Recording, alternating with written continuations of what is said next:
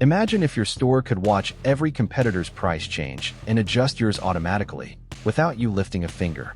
That's what we're building today, an AI agent that monitors competitor prices and decides when to reprice.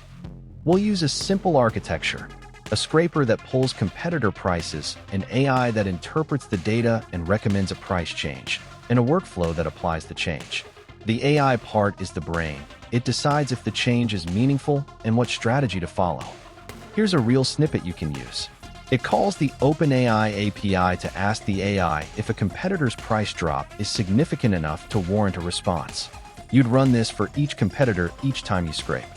2 common repricing strategies: automatic matching and rule-based thresholds. Automatic matching is fast but can start a price war. Rule-based gives you control. For example, only match if the competitor's change is more than 5% and they have stock. Start with a rule-based approach to stay safe, then gradually add AI for more nuanced decisions. Monitoring competitor prices doesn't have to be a full-time job. Let the agent handle it.